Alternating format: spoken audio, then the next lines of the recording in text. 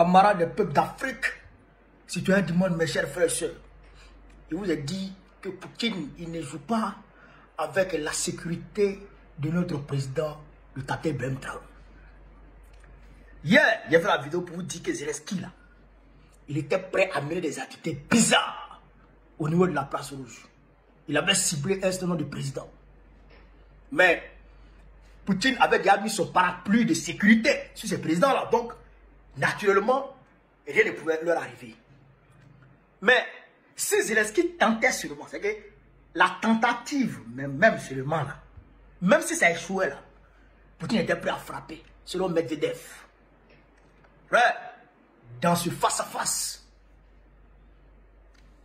Trump a appelé Poutine pour le féliciter pour le 80e anniversaire de la victoire de la grande armée patriotique russe sur le nazisme allemand. Alors, quand il a fini d'appeler Poutine, il a appelé Zelensky hier jeudi. Il dit, petit, Poutine a décrété, a ordonné un cessez-le-feu pour 3 jours. Toi, tu dis que tu ne respectes pas ça, non? Bon, moi, je te dis cessez-le-feu de 30 jours. Trump dit à Zelensky, j'ai dit, cessez-le-feu de 30 jours. Tu dis quoi? Un contre un. Attends, il y a frère, défense contre attaque. Un contre un. Zelensky, il a accepté. Il ne s'est pas limité à ça. Hein. Il a accepté d'autres choses que je vais vous expliquer après cette vidéo. Un décortiquage. Prends le décortiquage. On est parti, on suit attentivement la vidéo. Puis bon, on va décortiquer.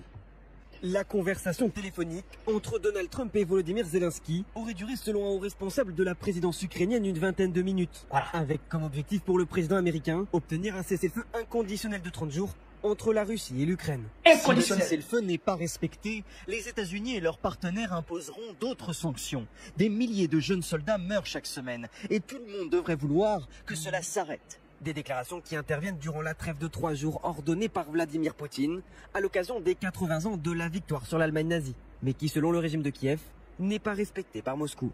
L'Ukraine est prête à un cessez-le-feu total dès maintenant à 7 minutes pour 30 jours de silence. Nous avons besoin que les Russes réagissent de manière adéquate, qu'ils soutiennent le cessez-le-feu. Ils doivent prouver qu'ils sont prêts à mettre fin à la guerre. Interrogé sur une possible rencontre avec le président russe la semaine prochaine en Arabie Saoudite, Donald Trump a estimé que cela n'était pas à l'ordre du jour, au moment même où Vladimir Poutine accueillait de son côté à Moscou son homologue chinois Xi Jinping.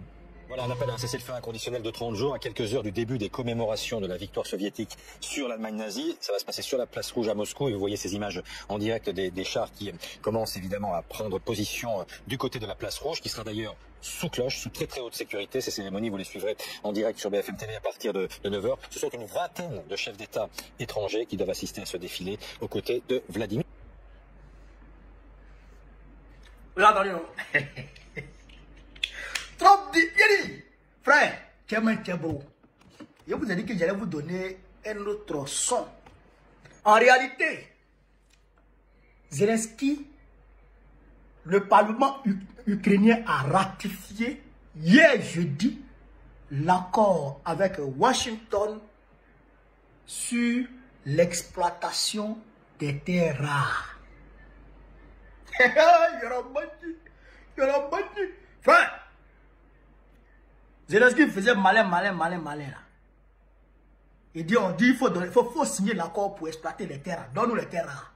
Tu nous dois 300 milliards, donne-nous les terres rares. Zelensky faisait la sourde oreille. Il faisait son malin là. Trump l'a pris au Vatican. Vous avez vu, il y avait la vidéo, je vous ai montré. Quand Trump l'a pris au Vatican, 1 contre 1. Classique. Frère, il dit, si tu n'as pas vécu, il me tue.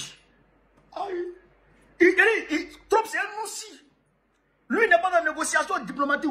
Il dit, hey, si tu n'as pas fait là, non seulement je ne te donne plus rien, mais tous tes plans de guerre, je donne à Moscou. Oh! Il dit, tu dis quoi? Va me ratifier ça là-bas. Sinon, il me tue. Zelensky est rentré en Ukraine. Macron a tout fait. Non, monsieur Zelensky, il ne va pas signer. Monsieur Zelensky dit, hey, ce qui est dans mon dos là, c'est qui pression qui est sur mon dos, tu connais? Il faut me laisser. À cause de Dieu, il faut me laisser. Il allait ratifier ça. Hier, j'ai dit. Qui dit mieux? Il est Trump, c'est un 10. Trump, c'est mon moron mlemlem. Mais souvent, on se chamaille un peu, mais sinon c'est mon moron. Donc, j'ai camarade peu d'Afrique. Macron, c'est Macron. Et puis Kestamer, qui pompe Zelensky. C'est elle qui le pompe. Que Zelensky, ça donne à des activités, je dirais, terreau. Mais Macron lui-même, c'est un terreau.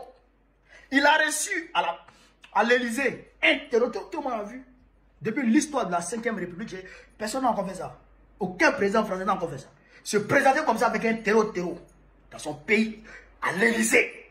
Mais qui s'assemble, c'est ça. Dis-moi avec qui tu marches, je te dirai qui tu es. C'est ça qu'il y a là. Donc, c'est Macron qui pompe Zelensky avec que Zelensky fasse des choses comme ça. Mais ça va dire là, ils ont pompé, frère. Zelensky dit, il faut que je me réveille parce que si je m'amuse à attaquer Poutine ce jour-là, où il va me Traoré,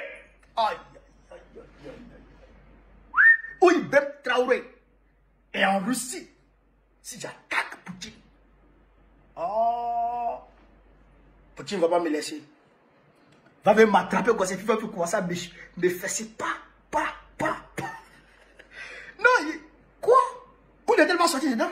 C'est que Poutine va le goguener. Donc, Zelensky a vu ça, il dit, et puis actuellement, Poutine et puis Trump là, ils sont dans un amour façon là. De vous que je me ressaisisse. Donc, il dit, moi j'ai accepté, hein. J'ai accepté de cesser de faire, mais c'est Poutine qui n'a pas. Mais Poutine lui l'a déjà ordonné. Poutine l'a déjà ordonné. Lui l'a déjà ordonné. Pour la Pâque, il a ordonné. Pour la fête orthodoxe, il y a une fête des orthodoxes là. Poutine a ordonné un cessez-le-feu. Quand ça arrive, lui ordonne un cessez-le-feu. Il a ordonné cessez-le-feu 3 jours. Trump a multiplié par 10. Il dit, bon, Poutine, comme il dit, il ne veut pas accepter 3 jours là. Moi, je multiplie 3 là par 10. Et puis il va accepter d'abord. Il a accepté. Comment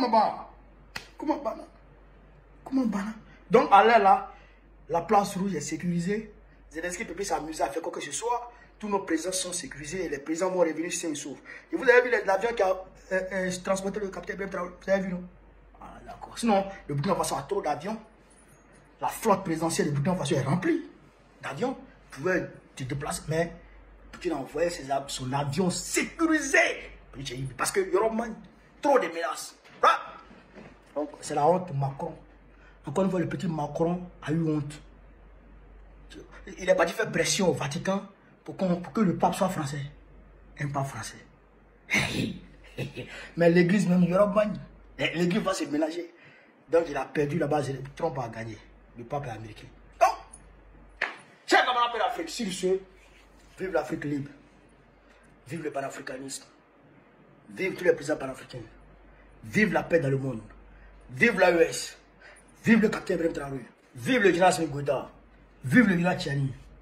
Gbagbo, président de la Côte d'Ivoire en octobre prochain. Inch'Allah. On est ensemble, les gars. Merci.